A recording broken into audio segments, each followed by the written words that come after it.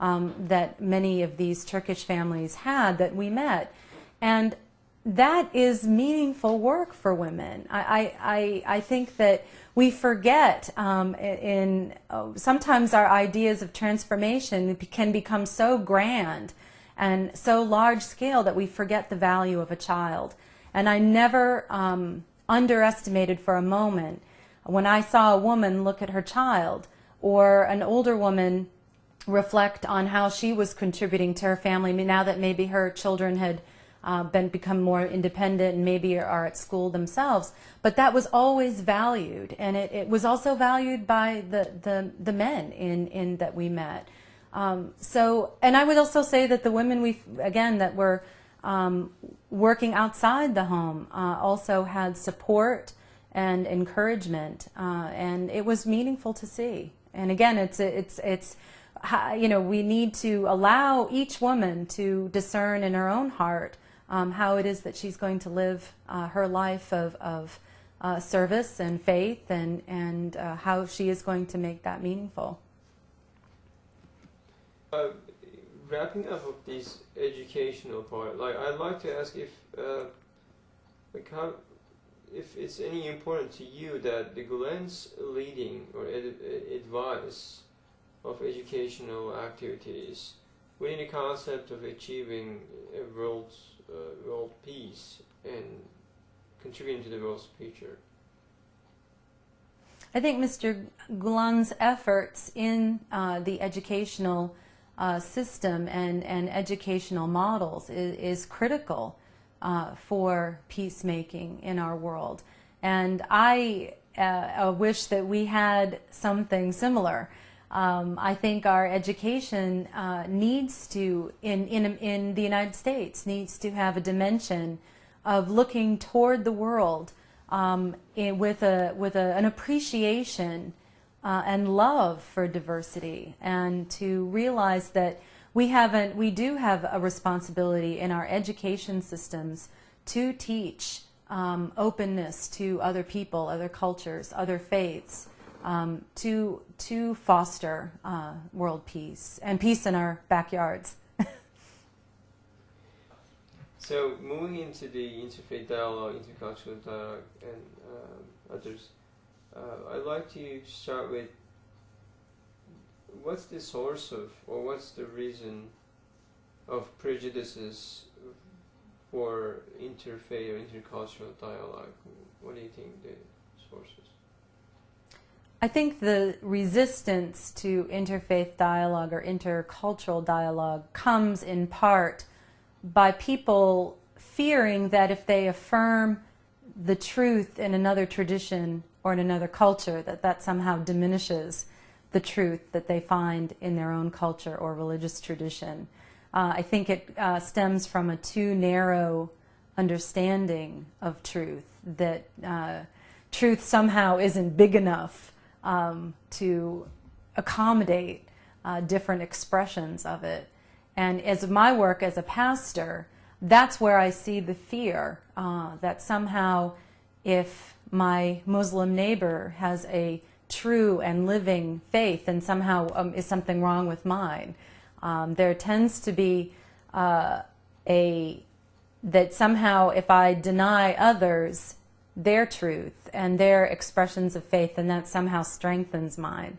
And I think what we need to do as religious leaders is find a way to reassure people that appreciating another person's tradition doesn't diminish their own. In fact, just the opposite, that they will find that their own relationship with their religious tradition will be deepened and enriched, and they will have the blessing of being part of a greater communion, a greater global communion of many people expressing and sharing what a meaningful religious life is for them.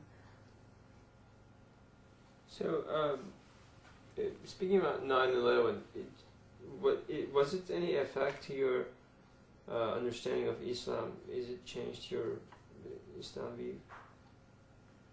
I think after 9/11, I was deeply saddened, obviously, by the tragedy that had taken place, the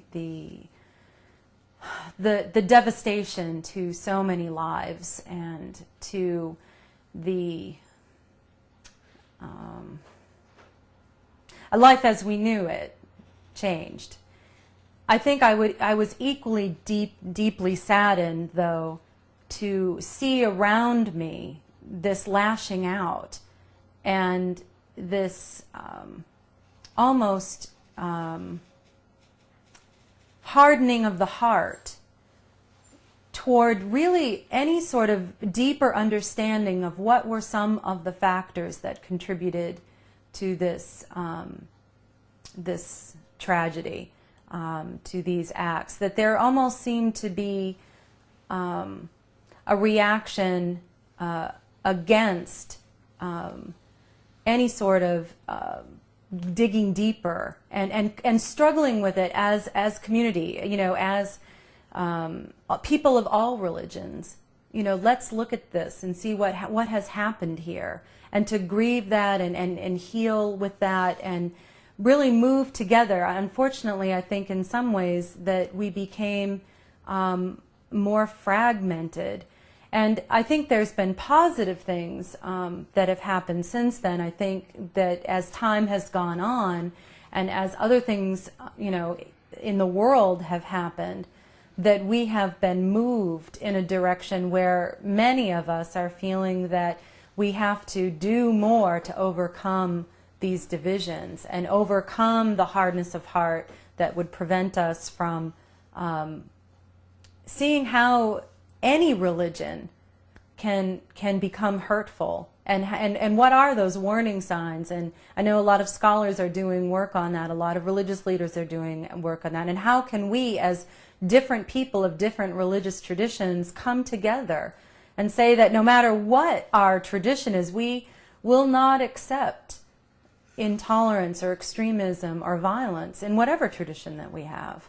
I think we are hopefully moving more toward a model of cooperation so that we can promote all of our religious faiths, but in ways that show the best of those religious faiths, the best of